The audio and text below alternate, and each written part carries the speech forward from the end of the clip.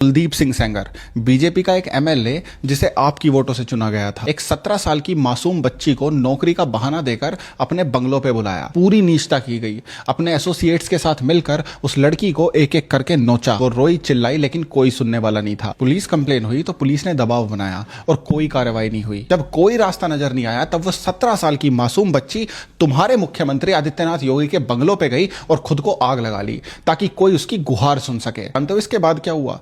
उस लड़की के बाप को इसी एमएलए के गुंडों ने बुरी तरह पीट दिया। वो बेचारा बाप पुलिस के पास गया इस एमएलए के खिलाफ एफआईआर लिखाने और फिर पुलिस ने उसे ही गिरफ्तार कर लिया और पुलिस कस्टडी में उस बाप के ऊपर इतने जुल्म ढाए गए कि वो आदमी पुलिस कस्टडी में ही खत्म हो गया। लड़की खुद इतना बड़ा ट्रॉमा झेल रही थी, उसके बाप को भी नहीं छोड़ा। पुलिस कस्टडी में उसके बाप को ही खत्म कर दिया। और याद रखना कि इस वक्त उत्तर प्रदेश का चीफ मिनिस्टर आदित्यनाथ योगी था। वो लड़की चीखती रही, चिल्लाती रही, इंसाफ की भीख मांगती रही, लेकिन इस देश में किसी ने उसकी गुहार नहीं सुनी। पूरे तरीके से टूटने के बाद उसने 17 जुलाई 2019 को देश के चीफ जस्टिस रंजन गोगोई को चिट्ठी लिखी कि उसकी जान को खतरा है और एमएलए के गुंडे उसे कभी भी नुकसान पहुंचा सकते हैं। लेकिन अफसोस सुप्रीम कोर्ट ने भी कोई गुहार नहीं सुनी। फिर 28 जुलाई 2019 को जब वो लड़की एक गाड़ी में अपने वकील के साथ जा रही थी तब एक ट्रक आया और उनकी गाड़ी को उड़ा दिया। इसमें लड़की का वकील गंभीर रूप से जख्मी हो गया और उस लड़की के साथ उसकी जो 2 आंटी ट्रैवल कर रही थी उस गाड़ी में, उनकी मौके पर ही जान चली गई। सेंगर को उम्र कैद की सजा तो हुई, लेकिन अब तुम जानते हो दिल्ली हाईकोर्ट ने क्या फैसला लिया है? दिल्ली हाईकोर्ट ने इस एमएलए की उम्र कैद की सजा को सस्पेंड कर दिया है